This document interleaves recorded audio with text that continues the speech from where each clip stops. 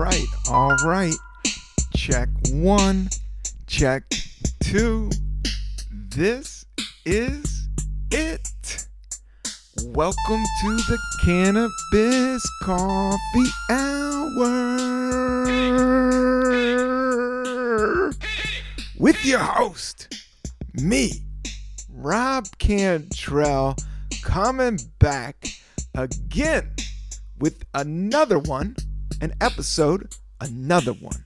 Just like my man DJ Khaled, God did. DJ Khaled did it again. But so are we with the Cannabis Coffee Hour. This is 187. I believe it's a 187 on an undercover, which I never really liked. I am pro-police. I've always been pro-police, except when they were arresting me for weed. Besides the weed thing, I like cops. I like people doing the right thing. I like people safe. But I do understand that power can get corrupted and not everybody's nice. So with that all said, welcome to the Cannabis Coffee Hour. I'm pro-police. I'm pro-weed. I'm pro-being nice. I'm pro-good vibes. I'm pro-Snoop Dogg. 187, I was just thinking, that is probably the best Snoop Dogg, is called Deep Cover. Snoop Dogg appeared on Deep Cover. That was the first time I saw him. And Deep Cover was this one song that Dr. Dre did between NWA and the Chronic album for a movie that had, and I saw the movie at the movie theater. It was called Deep Cover. And it was kind of like a gritty, like, cop. I think Michael Mann directed that film, and Michael Mann did all of Miami Vice. He was a hot director of the 80s, but he had a really Art Deco-y kind of style, and I believe he directed Deep Cover, and he might have did the video. But that was the first time you saw Snoop Dogg, and he was just this skinny dude. And I knew dudes that looked like Snoop Dogg, white dudes. I knew some white Snoop, and I knew some black Snoop Dogg. You just know the cool, sly dude in the back that's not causing any drama, the weed head. It's usually the weed head, but sometimes those guys are causing drama too. But you could just, I don't know, there's something about Snoop's flavor. Like if you just had a group of friends, there was always kind of a Snoop character around. It was just cool, laid back, funny, but not a pussy, and can rap. Well, I don't know about rap, but maybe he could do something else. Yeah, Deep Cover. That's an amazing verse. 1, 2, 3, and to the 4. Snoop Doggy Dogg's at the door. Look at his own. Look, that's what's up. I know I usually can, it's early in the morning right now. And my hip hop, vernacular, history, yeah, that's right in the pocket. I mean, I probably requested Deep Cover on the video jukebox. I probably spent $2.35 of my mom's money on a pay phone, on an old school rotary phone. That's what they would play videos in DC on this thing called the video jukebox, but you could request videos and they would show quick clips. But all the most grimiest shit, but they would show go-go, weird shit from the South. DC was just set up, geographically, it is really set up for a lot of different influences. New York has the most influences, but the biggest influence on New York is New York. Whereas DC's got, I don't know, it's got its own little thing. But the people are cool and straight up, and people read books. And the Washington Post is a good paper. I don't know. I guess that's just because I grew up there and that's how it all feels familiar. But I haven't been there in so long. I've been in Brooklyn for 15, 16, 17 years. I don't know. 2005, I posted up here. The last 2 years of the pandemic has been funky. I mean, I've been right into it. Yeah, I haven't caught COVID yet. I dodged it hardcore doing this acting stuff. And I haven't been doing stand-up hardcore. But I did go out, and I had a fun set on Sunday. After coming back Thanks for tuning in. After coming, I had a great vacation, a great fucking. My hide spot is Fire Island. That place is chill. The thing about and it's it's got this history of this gay place, or I hope I'm saying everything right. I'm sure I'm not, but I'm not sure I'm not. But historically, it's a very gay friendly and gay artistic.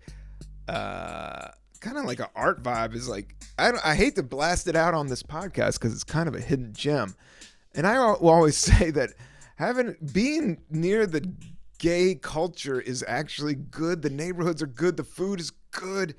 There's usually a tolerance of cannabis. That's why I think it's cool. That's why I hate. I'm not even using words like ally and stuff like that, but.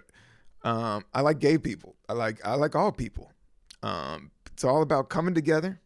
But there has been tension, man. I have been sucked into all this drama with I don't even want to bring up the dude's name. The former president and all that. And, you get sucked into it and we have to pay attention. And I guess the next one, things are swinging so drastically that I worry about cannabis. Not that that's the only thing to worry about, but also on the flip side, it's just all these stats that are coming out. The new stat that's blowing me away is that cannabis is more popular right now than cigarettes, than tobacco. More young people are turning on to cannabis than they are tobacco, and tobacco has been fighting cannabis, and alcohol has been fighting cannabis. Because at the end of the day, it's kind of a better setup. I mean, for whoever. Everybody's got their own thing, and I think some people are allergic to cannabis. I think some people shouldn't touch it at all. I think there's a certain age, but that's on me. And one thing I want to try to push away against is preaching or, I really think the best way, if you want to have results out there, is just live your life the way you want to live it. And hopefully, the younger cats or whoever's vibing pick up on that. I think there's kind of this psychological nudge thing going on. Like, I think people need to less call people out or, super judge people. Because every time lately I've been every time I get into super judge mode, I could just flip the camera. I have a brain I understand the paradox of a lot of it. Can't have hot without cold. Can't have cold without hot. You got to ride that middle, baby.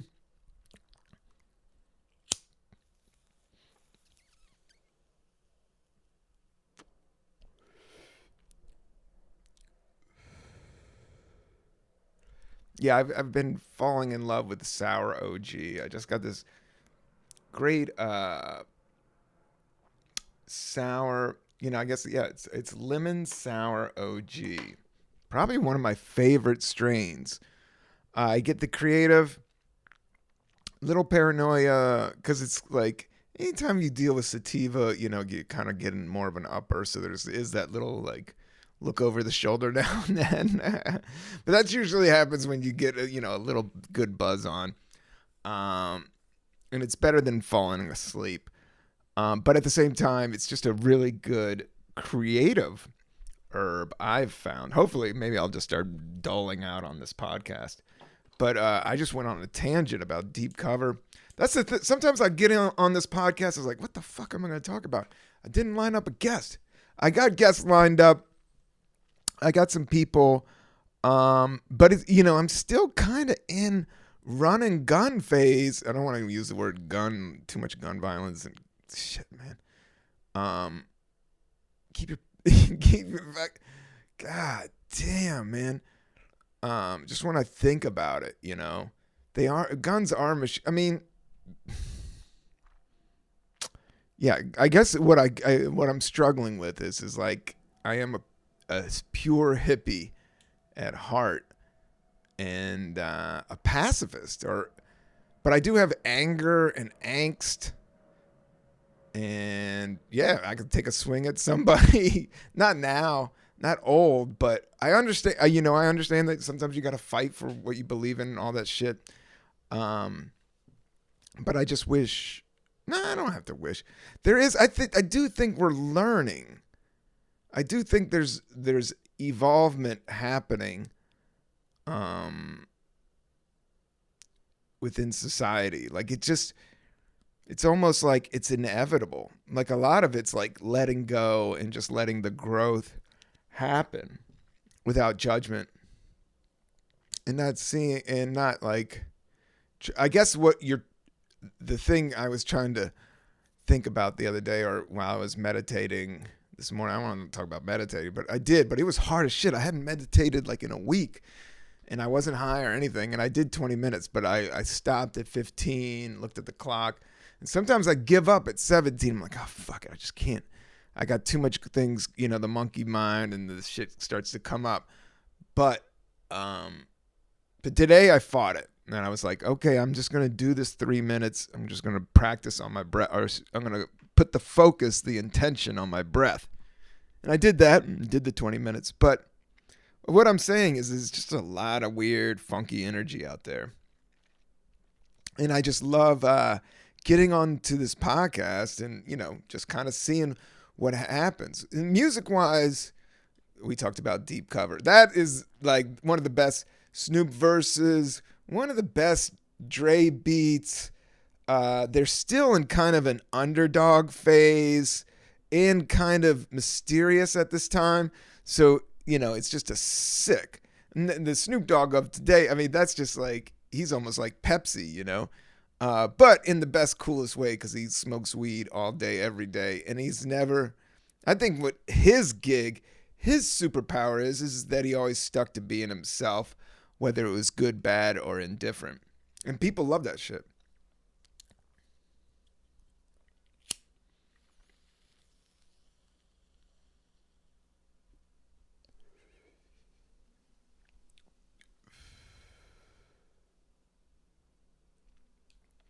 Yeah, Lemon Sour O.G.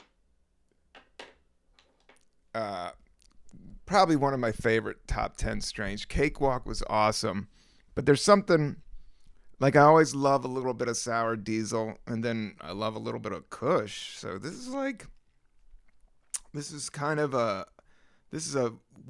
like if I could probably write a rap tune right now or do a ill ass drawing of a spaceship. Or I've been practicing on that vacation. I've been practicing bubble letters. I was just doing the word hello and bubble letters. And then coloring it with my Sharpies. I love it, man.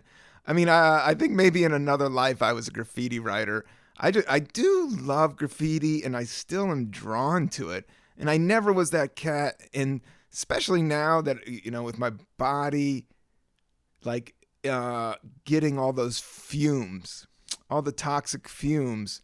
That's the smell of it, and the spray cans are just so fun. But in terms of the toxicity, it's just insane.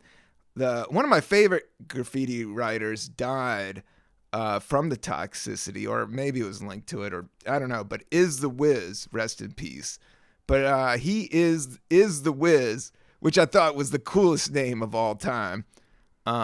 Is the Wiz is in the movie Style Wars. If you really want to get to the essence of New York hip hop, revisit Style Wars. I mean the real, like if you, I mean, I should do like a weekend of Style Wars, Beat Street, and then there was one Wild Style. Like Style Wars, like I don't know, Style Wars, Beat Street stole elements of Style Wars, and Wild Style I think Wild Style may have been at the same time, but they were all these early 80s documentaries on hip hop that I still revisit and love and check out just because it's a part of, like, I don't know, that was probably like some people get into Kiss. The first thing I got into was hip hop and breakdancing. And, I had a whole 12-inch collection of I had a great, sick hip hop vinyl collection. I still do have some of it, But as I got older, I never had enough money for the full-on system. You know, I had a decent system, like, but it was all built in. But you needed like a receiver and all that. Like I never in the super speakers in the full DJ setup. My friend Jeff had his full DJ setup, and I would go over there and scratch. He had the realistic um, mixer, and then two Technique turntables. And this was before Serato. This really was in the beginning. I mean, it was like everybody was doing it. It exploded in the early but this was 84, 86. I was doing this. And it was the big homie Richie Seacrest. This was in this little Buena Vista town. Rest in peace, Richie Seacrest. He was a DJ for the high school dances, and he would have speakers in his Jeep, and he would set up and I would help DJ. It was a big deal for me because I was like 12 or 13. He was like 16, 17.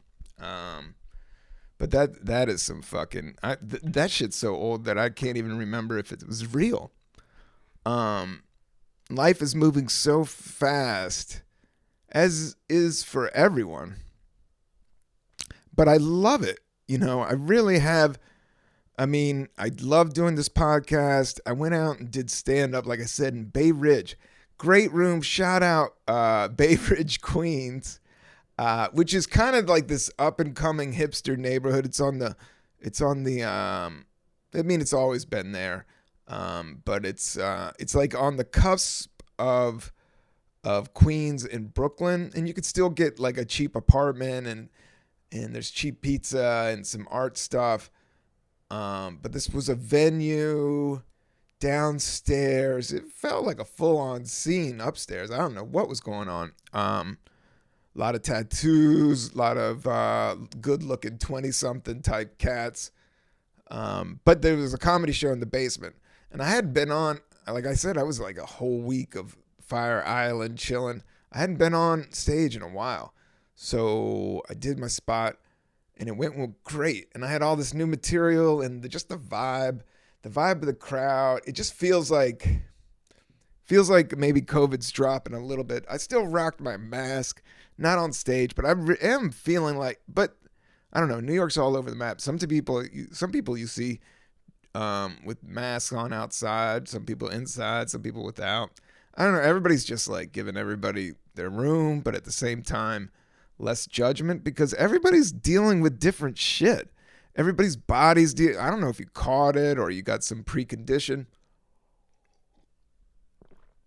I think that's what's coming out of the pandemic funk is a little bit of the forgiveness vow in order to just move forward.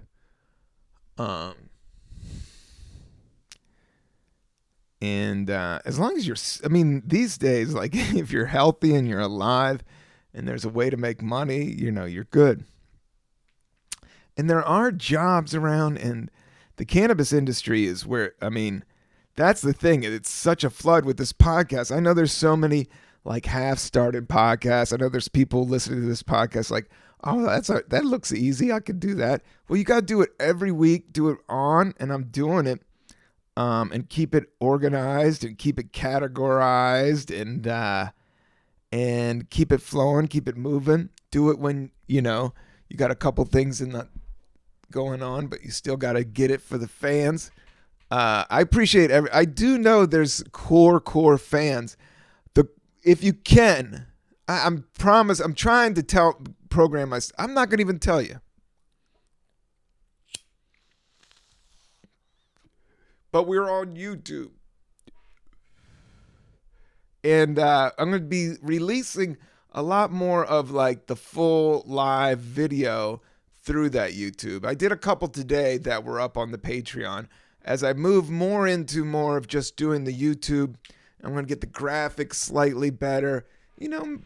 Each time doing it, try to do it just a little bit better than I did the time before. And that's all you can do, is trying to do. And that's what it is with stand-up. Like, I had such a good time. Shout out, great comedian, Micah Fox was there. She is super funny. She's great on Twitter. She's got this cool edge. And she's got a funny boyfriend. She's always got something. She's super interesting. I'm a big fan. But she was on the show. It was just a great show of some great comics that I haven't seen in a while. And it felt good. I don't know. I went into it like, oh, I could bomb the shit out of this thing. And then it ended up being great. I was like, oh, yeah, I could still do this shit. Which is always what I say when I do it. So it's fun. But I also am leaning in. I got to recut this music video. And I'm still looking at these beat machines that I want to buy to help this podcast, as well as to keep pursuing some of my musical endeavors. The more, I do love being creative, and I do love working within that space. And I do think it's a part of my trick bag. Do you know that saying? Get inside your bag. Like, whatever, everybody has their bag of tricks. So a couple of my bags of tricks is that I'm good at stand up. If the crowd doesn't know I'm showing up and I'm on point, I can rock it. I can give everybody a great show. Other thing, I can rap and I could do a little bit of acting. It was what I've learned through the pandemic. If I really focus and clean up my mind and clear it and organize my thoughts and get into a scene, I have a lot of fun with it. It does trip me out. I'm really excited. Hopefully I won't make the cutting room floor of Marvelous Maisel. But that was such a great week. Today I missed it. I was like, oh man, remember when I had trailer and I had it is working and you're standing around, but there is like a constant snack bar. You can always get a snack. That's what's scary, but also cool. But I always go for. They always had. I could get like cashews. I can get pistachios. I can get like a iced coffee. I could get hummus. A lot of healthy stuff. I just finished a big jar of olives the other day, stuffed with my big move is garlic, stuffed olives stuffed with garlic, and I just had a big jar of it. But that's kind of where I'm trying to lean into. But again, I had a great hamburger last week. I have been doing red meat, not a ton. But last week I did, I don't know, I talked about it on the podcast. I just bought some really good chuck. I would say it may have been over a year since I had a real hamburger. So it was kind of nerve-wracking. I was like, oh man, I hope my heart forgets about, but it worked out all right because it was really good. And then I cooked it really good. And then I cooked it with a bunch of onions. I don't know. Somebody told me that onions knock out a lot of the grease, especially raw onions. You know how strong raw onions, like when you cut them like a fresh onion, like that's the stuff will knock out a lot of toxicity with foods. Like that's why onions are good in your salads and stuff like that. Like, I don't know, there's something really good about, not too much, but there's something like it's almost like natural bleach. It's not many germs or virus or funk can get through a nice, clean, fresh, raw onion that's like ripe to the bone where it just fucking cleans you out a little bit. I like onions. I like caramelized onions, like grilled up. And I also like onion rings. I know I'm not supposed to eat fried food as much anymore, but I do like some onion rings. I think it's a good substitute for the fries, and that's probably not a great hypothesis. But onion rings dipped in mustard, especially spice, not too spicy, maybe some, I don't know. Something about mustard and onion rings is banging. Mustard and ketchup and pickles, that's shout out to Harlem Shake. Harlem Shake is an independent, new Shake Shack type of joint. I don't know if it's new or anything, but I've been eating there, like, not all the time. It's a little expensive, but not crazy. But they got a great Impossible Burger. It's sloppy as hell with all the pickles and fucking mustard and ketchup and all that bun and the grease. You don't even know it's not meat. That's a good Impossible Burger at Harlem Shake. And you can get the jerk fry, Jamaican fries with the jerk salt. But the only thing about jerk, like, it's a little too spicy. Like, if you got too much jerk, it's almost unedible, man. You got to watch it. You got to have good, healthy jerk.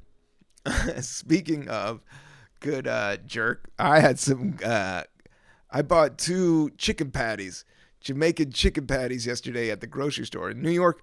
Because there is like a Jamaican influence, island influence. So at the grocery store, you can get in the frozen food section. They always got patties. They got Jamaican patties, and then these things are the easiest thing. You just throw them in the oven for like 20 minutes. So I try to get the vegetarian. The beef ones are good, but that's a mystery meat. They're only $4.75. I don't know who's making these things. But the chicken one had a bunch of like vegetable stuff in. I read it. It wasn't too super processed. So I got some chicken patties last night, and I just made a salad. I was doing a solo dinner. I just threw these joints in the oven. Wham, bam. 20 minutes. They were smoking, meaning good. And then I had some leftover hot sauce from a burrito the other day, and I just cranked that Soldier Boy right out, and it worked. Great dinner last night. Oh, this is a great cup of coffee, too. This is the tail end. I had a Chemex. I've been doing the Chemex. I've been getting really good at it. Actually, I have to say, I always thought the Chemex was kind of douchey. I thought it was weird. I was such a French press type of cat. But as I've used it more, I do understand like how to stir it. Just instinctually over the times, I can get the coffee to taste better. I don't know, even all this stuff with like cannabis in coffee. I wasn't a pothead in high school. I hung out with all the potheads. They always had the best stories and music and shit. But in college, but over the years, doing comedy, I just been smoking pot, packing one hitter, smoking weed out of a apple on the road for years. So I just know how to do it. And I worked at High Times. I was at the marijuana logs. I'm not bragging. Every pothead brags about how much pot they smoke or don't smoke. I'm not proud of it. It's not an ego thing. But for this podcast, I will say that grinding your cannabis makes a huge difference. Whether you're smoking bowls, whether you're smoking bongs, whether you're rolling joints, having a good grinder or just having a simple grinder. I don't have even a great grinder. I have a grinder that I bought in Jamaica. It's wooden. It's made out of nails and a coconut, but it fits perfectly and it always gets a good grind. So yeah, even when I'm packing my one hitter, just getting a couple good nugs, grinding it down, just like coffee. You learn the same shit, man. And the thing about the Chemex is like I've learned how to grind the beans, and then it's about the pour. And I guess when I gotta have this guy on, the best bag of coffee I had was that Tabor, and oh man, that shit was fire. Pipe and Tabor roasting. He doesn't even have a store. But I looked at he has a great website, and there's like 30-pound bags. That shit is fucking some of the best. But what he was saying to me, I got to have this cat on the podcast. But what he was saying was like, oh, this is pure fudge. Like, you really want to get the coffee. When you make the Chemex, you could pour it down and pour it down and pour it down. And then you kind of scrape the sides. And if you're a pothead, you've been scraping bowls. It's the same thing as fucking scraping bowls for resin. It's, so much of life, like the same basic qualities, is in everything. But you're kind of getting the essence. The same thing if you're packing good bongs, packing good bowls. The Chemex is the same thing.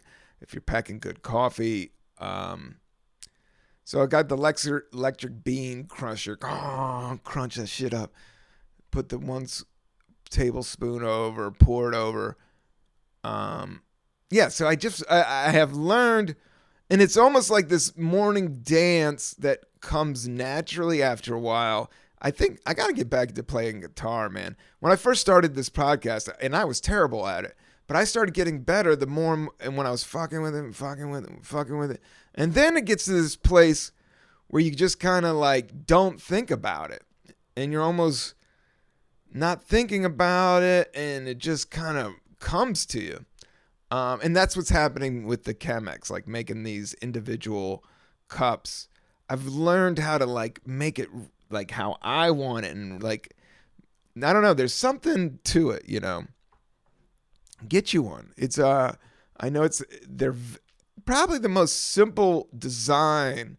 That's what I loved about the French press was the simple design. But the Chemex is like the most simple design. It's like literally a coffee maker from an office, like taken apart, and just like the last tube, and you just pour hot water over broken beans.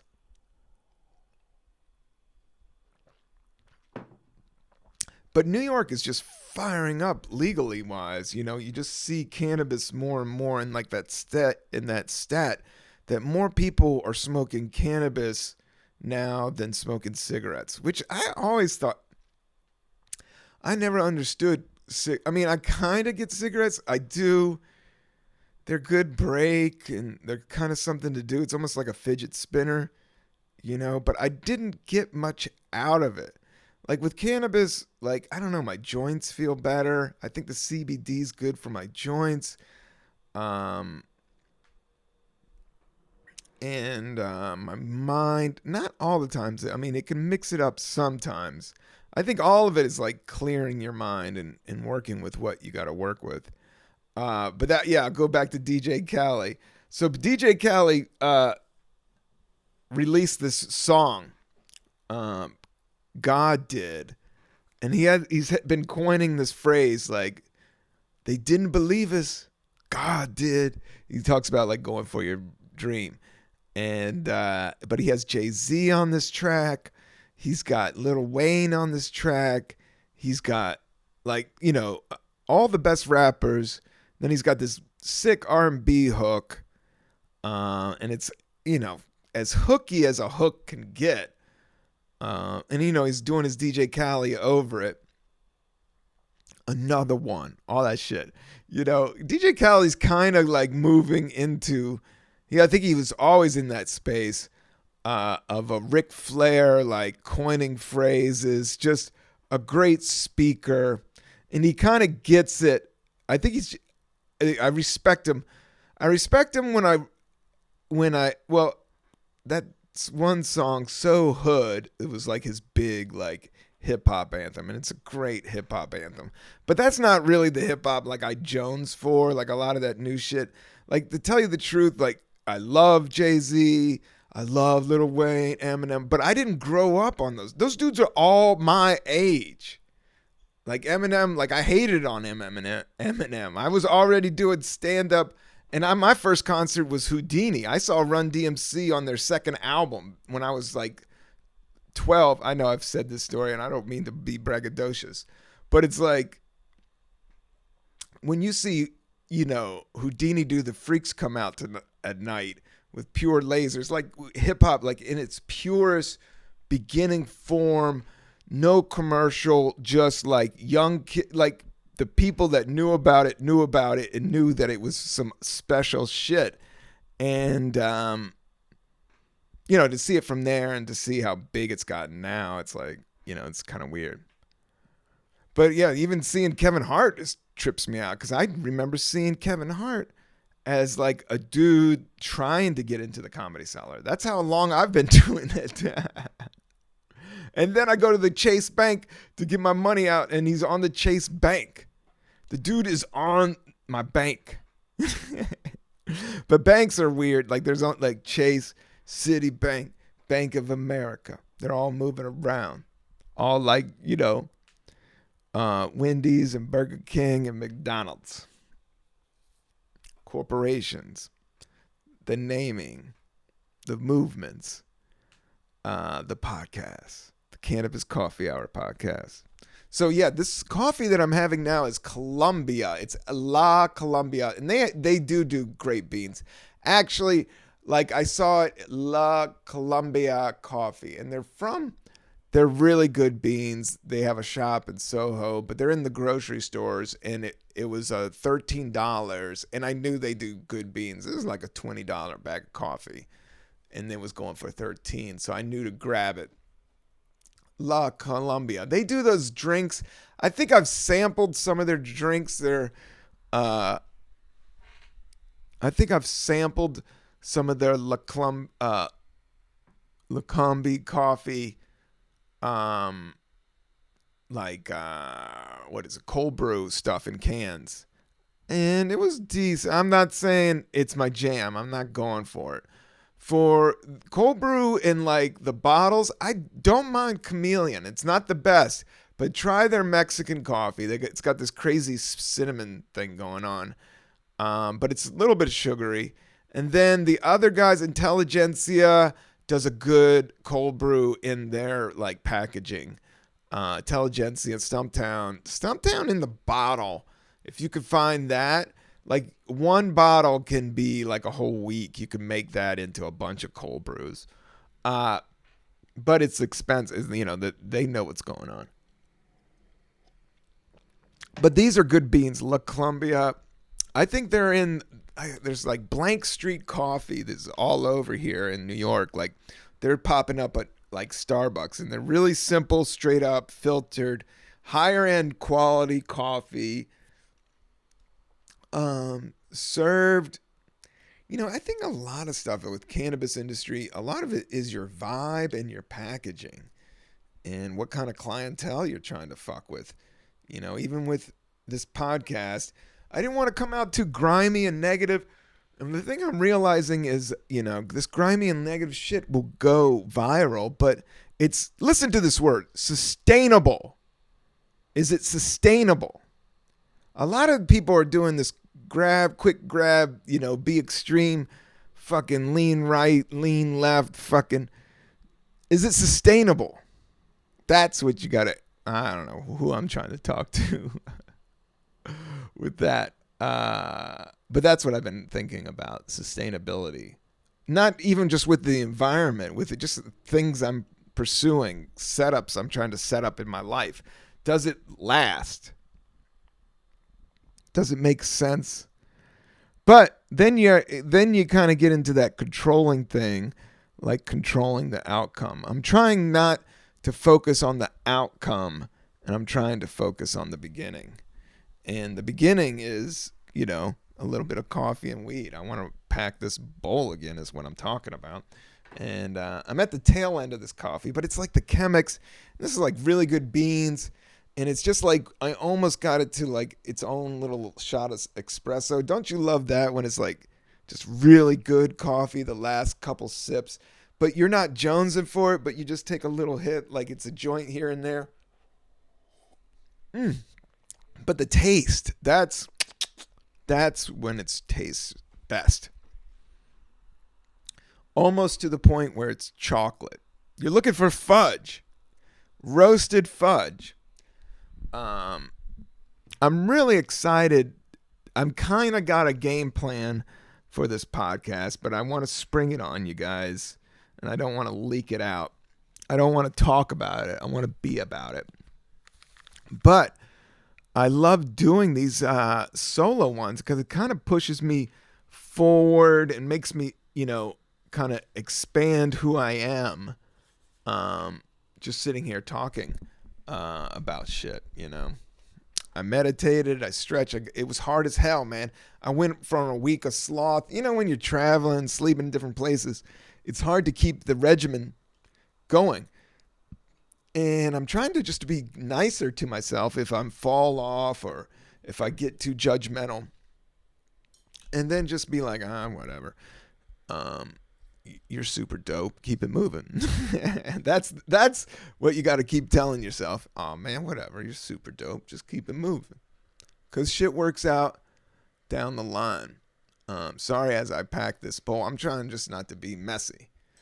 My new thing is that I think you need to do a paraphernalia. You got to clean up all your weed shit once a week, because the shit gets messy. Ashtrays, funky resin, paper clips, all that stuff. And I'm trying to keep it very simple. Um, that's the one thing about spliffs that I do love, like a good spliff. And that's what was so nice about Jamaica is that the thing about Jamaica is like everybody's like, oh, the weed isn't as strong. No, the weed is all grown outside. This is all like real herb grown on the island. So, and then you get different batches.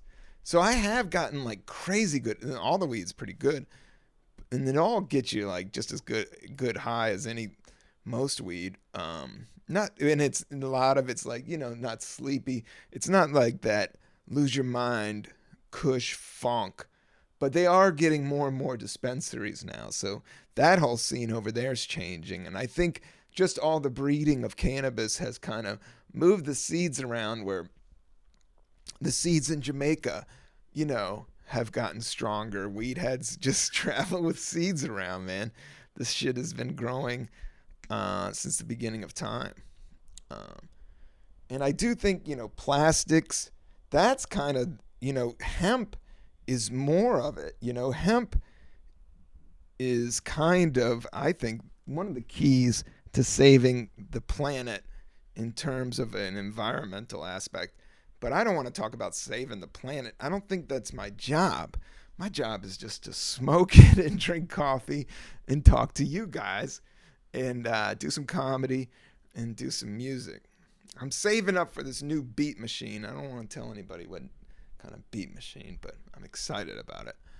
But it's on back order. You can't even find this thing, man. But these apps, there's so much at our fingertips too. So I look at some of these like this musical equipment, but everything's like electronic if I just dig into it. But doing this podcast and writing scripts and fucking dicking off on the internet, like I find myself too much in front of the computer. And I do have a problem with it. And I do have a problem with my phone. Like it bums me out. And I do love letting go of my phone and just blanking out for a while. And just not having it, having it around. And just going for walks and shit, or just not looking at it for a long time. That shit's the bomb. There's plenty of time for that. It's like, I think we're all so new to it. Like it hasn't evened out, I think the same thing with pornography. Like it was so new. No one had access to pornography like people did in the 80s and since centuries and centuries of time. Same now. Nobody's had, in their pocket on their iPhone. I've talked about this on stage for years. So I think a lot of it's like coming back from everybody overdoing the same thing with drugs, same thing with cannabis. Cannabis has been held down so long that it just got so super strong. But in essence, it should be like grown like wheat. It should be just rolled with spliffs, outdoor grown, beautiful. I think we should take a lesson from agriculture, fruit, all the GMOs, all the fucking like aggressive growing of fake, stuff. Small batch, grow from the earth, seed, farm to table type vibe with the cannabis. I really think the people that are legalizing right now need to study Amsterdam, because they've been doing it forever, and it kind of waffles here and there, and they've learned a lot of stuff. Because I do think having a communal place to have it, I think coffee shops are the best idea. The thing about Amsterdam, what I learned is that they used to have beer in the coffee shops, meaning the cannabis coffee shops. But the drunk and the high, like anybody that's been around the block knows that can be a little too drunk and a little too high, can go into a really weird, down spin. They live in the same house. Most people that smoke pot drink. A lot of people that drink smoke pot. So, everybody's got their own bag. But I do know on a long scale, if you're there to drink, uh, pothead, they want one or two beers, but that's it. So they separated it, which I think is the move. I do think that they need, if I was going to legalize in New York, you find a section of Manhattan or every town in like almost like the green light section. This is the green, the red light district. This is the green light district. This is where people enjoy and smoke and consume cannabis. And that's the arts will come from that. Performance venues, vendors, merch, all that stuff will come from that. But right now it's like so scattered, and I think a lot of people really don't understand the power. I mean, New York just doesn't. It's like this is such a drink Coke, time moving, fast paced type of environment that weed heads, it's hard to survive here as a weed head. But you can make it work, and I do think it's a more healthier city living, and it helps me. But in essence, I mean, it's kind of like a Coke, stay up all night, making moves, partying, all that shit. Like you can make it really shake down out here because there's just so many parties and stuff like that. You could socialize if you had no social anxiety and Coke confidence. But a little bit of herb and great art is here, and that makes for a great New York evening. I went out last night. I almost did a spot. I checked out a show. I am going to do it soon, Young Ethel's. But there's something East Coast nights during the summer when you're I had my shorts on. I hadn't been out of the house. I was going to go check out a comedy show, see if they put me up. They said I could, but the crowd wasn't that big. Not that I was big timing, but I just been doing it long enough that I was like, I might yell at somebody. Not yell, but it's just I didn't want to. I just had a great set. Didn't want to funk up the vibe of the room, or there's already a couple comics waiting, and I didn't want to be that dude. They were nice enough to offer it, but I am gonna go back to do it. I'm excited about that. But I was just more or less talking about. It was just a great night to be walking around in the East Coast at night. There's something about the summer night because it's so hot and like, ugh.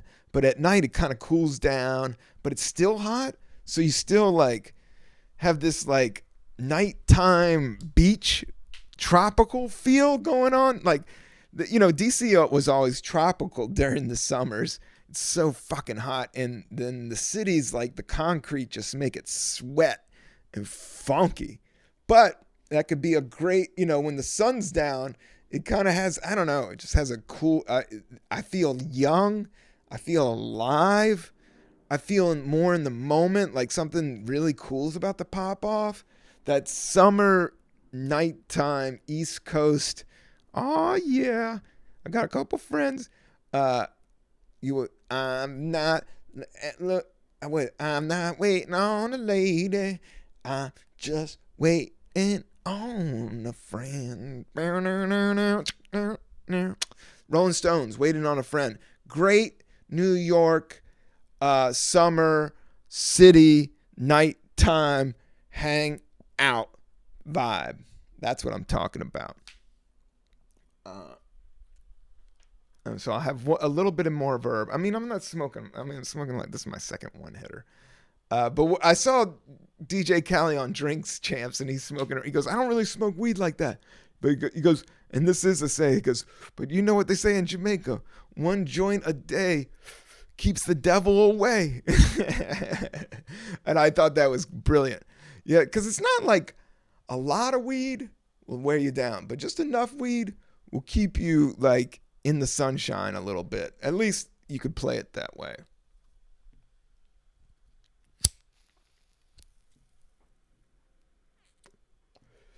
So I got a show coming up. I got some stuff in October, just like little stuff. Bigger stuff is coming through, but like I said, I have a couple projects that I'm trying to push through. So I'm just working out. If you see me in New York, I do a lot of shows in Brooklyn. I'm doing a comedy club in Brooklyn, the Eastville Comedy Club tonight. So I'm doing a set there tonight. So that should be fun. That's 20 minutes. Like old school comedy club type of setup. And that's always good for me to run stuff through. And like the other place was just like, I don't know. I like independent video. I know like alt comedy's whack and all that shit or whatever. However you play sectioning the comedy world off. I've just seen it and done it all in terms of just being around. Like I've been, I've been through all these scenes. So I don't really play any of them. I just do what I do at the time of hand. But I will say like a good like bar room, kind of hipster bullshit bar room type of comedy show is a lot of fun by just getting loose and just doing some out there material. I like doing that. But I also like doing standard comedy clubs. I do that too. So I'm trying to find, a good place in the middle. So check it out at robcantrell.com. I have show dates. I'll be posting up a lot more show dates up there. Be nice. I don't know, dude. I'm not trying to tell you what to do. Coffee and herb all day. Coffee indeed. Coffee and weed. Yes, indeed. All right. Peace. That's it. We're going to finish it like that. I love you. I'm out.